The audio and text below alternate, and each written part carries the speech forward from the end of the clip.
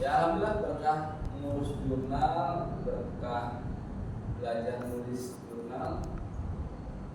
Mungkin ada ya 20 lebih saya mulai dulu di jurnal, 20 jurnal yang ada di Indonesia. Ya lumayan punya, lumayan kamunya. Ya kadang suruh nulis satu artikel ya ada yang ya 500.000 kan lumayan ya, sama kayak baju pantai kan. Tapi kan kita kalau baju kan apa ya, tipis-tipis dengan apa sih namanya agama itu kan ya. Kalau ini kan biar ilmu ya, ilmu kita kurang ini.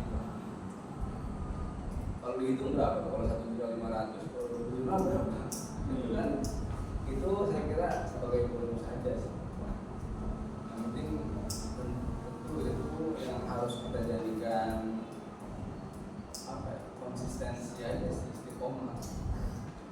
Kalau guru mungkin untuk area ilmiah kan tidak menjadi kewajiban yang harus dilakukan ya.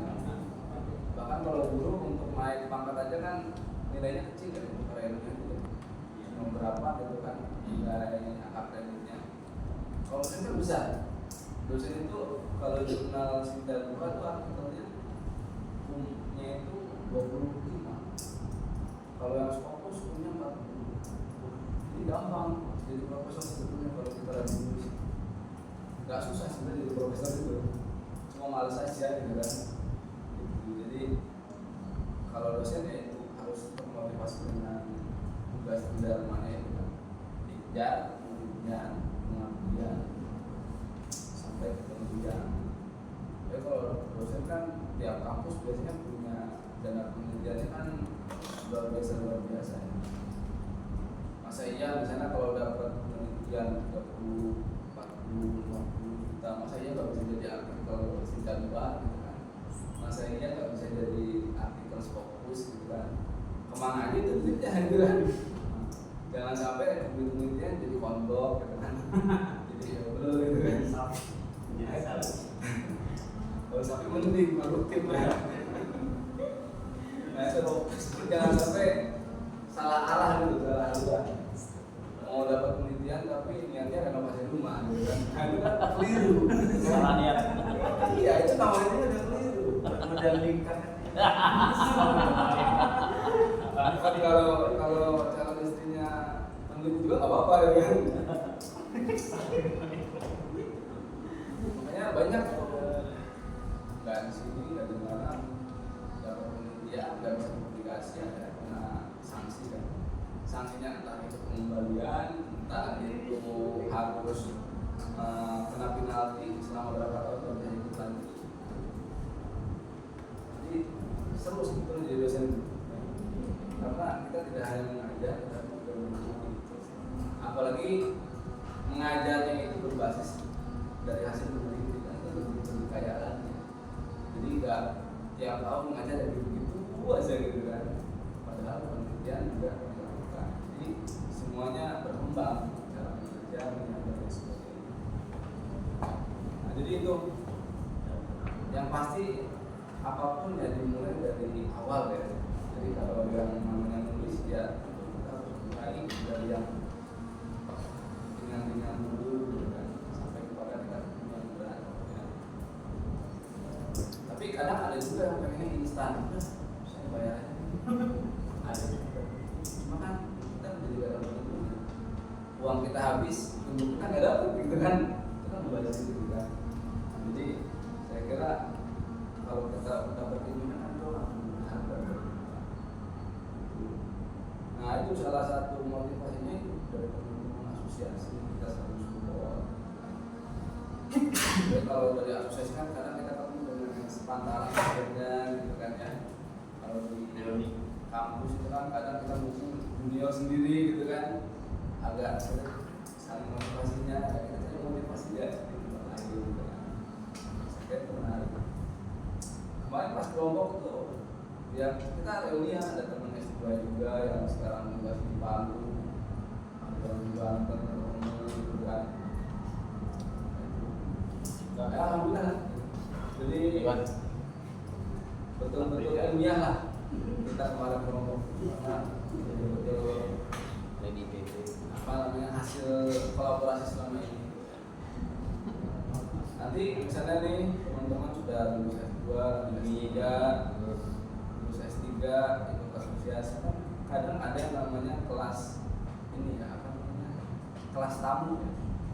Jadi dari UIN Jogja misalnya teknisian di mata kuliah saya Microsoft itu kan sharing juga kan sekarang lagi temanya itu kan kamus merdeka ya. Jadi kamus merdeka itu maksudnya kita tuh boleh belajar dengan siapapun, gak dengan dosen yang ada aja gitu ya. Cuma ya tadi ini kan basisnya adalah silaturahmi, jadi yang dikit-dikit jadi amplop gitu ya. Karena nggak semuanya ada amplopnya gitu kan. Saya kira jaringan lebih penting daripada itu. Dari jaringan itu kan amplop itu bisa lebih dari itu lah. Kadang ada bahasa yang mindsetnya kalau diundang ya harus ada itunya kan gitu kan, harus ada sambungnya gitu ya kata-kata. Dan jangan nanti kita dapat kesempatan kalau memang kita maksimal isi kesempatan itu kan nanti bisa memancing kesempatan yang lain kan. Saya kira itu sih ya itulah saya kenal pun belum banyak 2012 itu baru kemarin ya, jadi masih banyak belajar gitu kan. Jadi ya namanya manusia kan benar-benar ya pembelajaran sepanjang hayat gitu ya, minal mahdi ilal lahdi. Jadi jangan cepat merasa pintar gitu ya. Karena kan semakin kita tahu semakin kita merasa tidak tahu gitu kan. Jadi itu aja sih. Yang penting ilmu padi kan makin berisi makin menutup gitu ya. Itu sih mungkin teman-teman bicara mata kuliah juga sebenarnya sejarah kan kan berarti itu karena kita diberi amanah ya kita mau ngomong dalam itu juga gitu kan. Ya alhamdulillah saya di tali ini sudah berapa 4 sudah 4 tahun sampai dengan bisa mungkin gitu kan. Yang mudah-mudahan di tahun keempat ini teman-teman bisa menghasilkan karya tadi, entah itu bunga rampai, entah itu artikel yang jurnal. Saya kira itu akan menjadi kebanggaan teman-teman jika ada itu mungkin. Materi kita ini kan tentang tarik Ya. Materinya tadi sudah diberikan judul-judulnya yang harus kami buat makalah untuk dipresentasikan. Kemudian apabila mau masuk jurnal itu tidak mesti yang sesuai dengan judul yang lain atau materi yang lain gitu. Ya karena kita ada di kelas tari ini ya sebenarnya yang kita akan sampaikan ya resepnya aja. Cuma tadi daya analisis kita itu kan tergantung kepada seberapa sering kita menganalisis. Kalau kita jarang menganalisis, jarang menulis, kadang menulis itu template aja, bikin orang gitu. Itu lagi gitu kan, itu lagi. Jadi kalau kita sudah terbiasa menulis mencari yang aneh-anehnya, nah yang aneh-anehnya itu yang akan menjadi daya tarik jurnal seperti ini. Jadi tidak lagi berbicara kalau yang bisa tarik nahu kan perbedaan bahasa Itu kan banyak gitu yang biasa kita banget. bahas. Nah, Ada nggak sih hal yang aneh gitu kan, agak sedikit liar gitu kan, tapi masih logis dan ada datanya, kita bisa munculkan di situ gitu kan. Semacam saya menulis tentang hot Arab gitu ya. Itu kan kalau kita berbicara ya jenis-jenis kayak hot dibagi, kan biasa aja ya. Tapi kalau kita bisa menceritakan bagaimana masuk Indonesia itu dari situ hot gitu. Nah saya kira kan itu menjadi hal yang baru buat kita. Ternyata kalau di Indonesia itu mulai dari mana, siapa pakarnya, di mana dia menjadi expert untuk mencari ilmunya, gitu kan. Nah, jadi yang tidak biasa itu yang dicari oleh jurnal. Temanya boleh seperti biasa, tapi kita rangkum lagi. Mungkin agak lebih seksi dulunya, gitu kan. Terus isinya agak lebih aneh dibanding yang lain. Walaupun anehnya bukan ini ya, bukan dua jalur ya, tapi hal-hal yang tidak pernah dibayangkan oleh orang sebelumnya. Saya berbicara ini ya, kalau kita berbicara fikih, misalnya Imam Syafi'i bedanya sama Imam lain seperti apa? Kan? Ada yang bilang Imam Syafi'i ini paling ketat fikihnya, gitu kan ya. Dikit-dikit harus nggak boleh, harus nggak boleh. Bahkan ada yang bilang kalau kita pakai Imam Syafi'i yang betul-betul original, kita sama pasangan pun, sama istri atau suami kita tidur nggak ngapa-ngapain itu harus mandi besar tiap hari. Ada nggak yang seperti itu kita pakai? Jadi kita ini udah nikah nggak ngapa-ngapain tiap hari kita harus mandi besar. Ada yang bilang seperti itu. Saking apa namanya tadi hati-hati ya, hati-hatinya mazhab Syafi'i ini nggak ngapa-ngapain itu harus mandi besar tiap hari. Masuk angin gitu ya. Rugi kan ya? Kalau ngapain mandi besar, dia ngapa-ngapain. Iya. Ada yang juga ya. Bapak ini 17 plus. Ada belum ngerti ya? Belum ngerti ya. Terus kalau dikaitkan dengan geografis, sebetulnya kehati-hatian Imam Syafi'i itu kenapa sih gitu kan? Oh, jangan-jangan kalau ditelisik dari geografis, jangan-jangan tempat Imam Syafi'i ini banyak airnya gitu kan? Jadi mau mandi berapa kali pun nggak bakal habis. Jadi kalau yang imam yang lain jangan-jangan air terbatas. Susah. Jadi udah maklumi aja. Bener kan bisa begitu kan? Tapi kan hal yang kita jarang orang tahu. Gitu kan? Orang kan banyak ini nggak boleh, itu nggak boleh. Tapi sisi lain dari itu jarang Jadi ngangkat gitu. Nah itu yang akan dicari oleh jurnal itu. Oke, fix. Jadi hal-hal yang unik Kita kan. yang jarang diceritakan orang, kita bisa menunjukkan. Pada akhirnya kalau kita pergi umroh kan kita bisa mengikuti mazhab ya. Ketika di Indonesia kita pakai Syafi'i, kalau umroh kita bisa pakai multi mazhab. Multi mazhab. Cuma kalau nggak pakai multi mazhab capek juga. Duduk terus tawaf itu campur kan, ibu-ibu yang beribu gitu kan, kadang kesenggol gitu kan. Masa kita harus dulu lagi? Dulunya jauh gitu kan, dari Ka'bah ke tempat itu. Jangan kan tempat itu, toiletnya lebih jauh lagi ya. Nah itu sisi lain. Misalnya dia mau bicara studi Islam. Islam itu kalau ngaji itu pasti diawali dengan tohara. Tapi adakah negara Islam yang toharanya benar-benar tohara? Negara yang mayoritas Islam toharanya benar-benar tohara. Kita ke Masjidil Haram aja kalau kita ke toilet ya, saya yakin bapak ibu sudah bakal keluar pakai masker. Bau sekali gitu. Makanya untung toiletnya jauh kan, jauh dari Masjidil Haram kan, harus keluar dulu kan ya, keluar ada toilet satu. Itu kalau toiletnya dekat Masjidil Haram, kayaknya nggak bakal pada musuh. Ya karena kan isinya kan mungkin banyak gitu ya orang Basement. orang Pakistan yang gayanya sih kayak kita lah gitu ya. Oke, kamu. Mungkin bapak itu kalau ke toiletnya harus pakai masker oksigen gitu. Saya usaha itu kalau ke toilet itu udahlah buka hotel aja lah.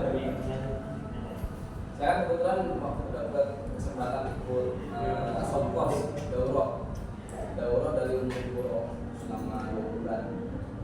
Kita kuliah selama 2 bulan di Unpuro. Itu nggak jauh dari Masjidil 10 menit lah. Jadi kita kalau nongkrong di Masjidil Iya. itu saya berangkat bareng 20 orang Indonesia, 20 orang Senegal. Kalau Senegal itu kan dia dengan Maliki ya misalnya, itu kaku sekali. Nyetel musik aja haram. Kalau kita kan benar-benar asik gitu.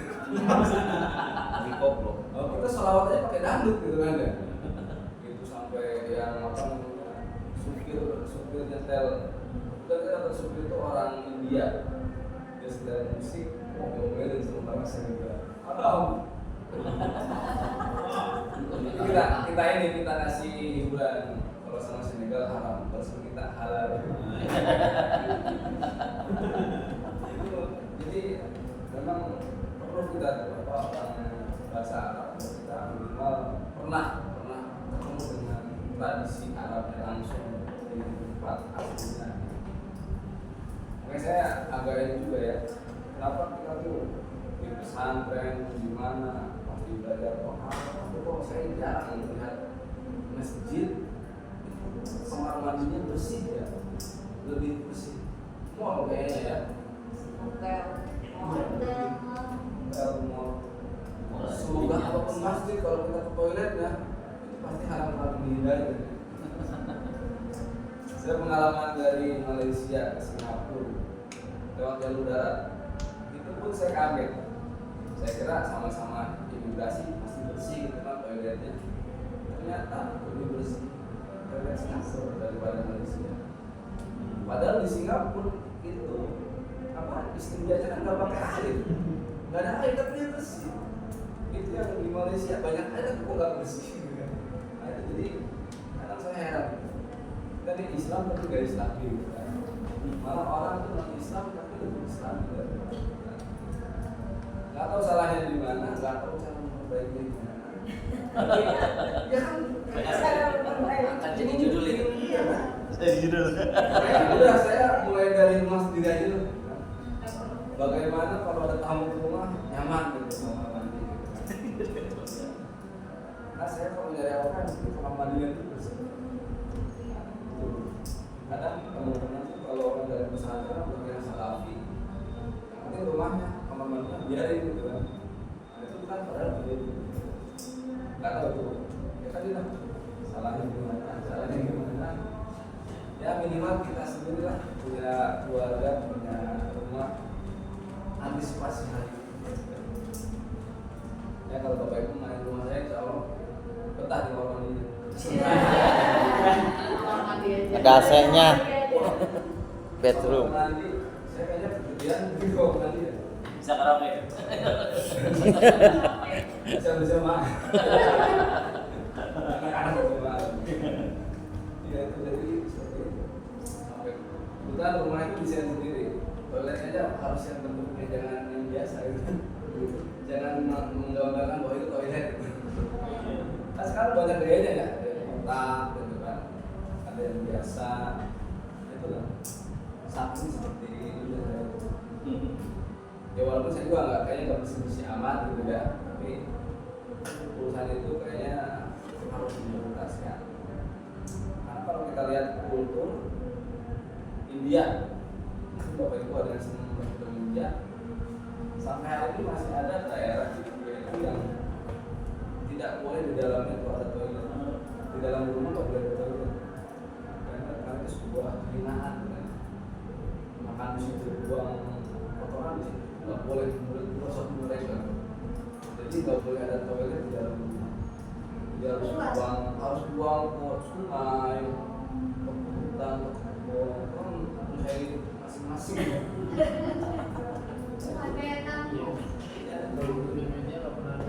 Di daerah-daerah kan masih ada juga. Bahkan di kampung Naga yang di Tasik itu ya, itu kan nggak boleh juga ada toilet di dalam rumah. Toiletnya harus di luar komplek rumah. Ya menurut saya sih yang begitu bisa diri sendiri ya. Ya biarkanlah mereka sudah menikmati itu gitu kan. Kalau kita ya sudah harus sistem forward, berpikirannya lebih forward. Nah jadi itu pokoknya cari yang anehnya apa gitu. Itu yang keanehan itu akan menjadi daya tarik dari tulisan kita. Jangan lagi-lagi tulisannya Al-Quran diturunkan dengan bahasa Arab. Bahasa Arab adalah bahasa yang digunakan dalam hadis Nabi. Bahasa surga. Saya paling benci kalau ada yang bimbingan sama saya dimulai dari itu. Ini nggak berubah. Judulnya media tapi dimulai dari Al-Quran menggunakan bahasa Arab. Udah tahu semua. Orang udah tahu.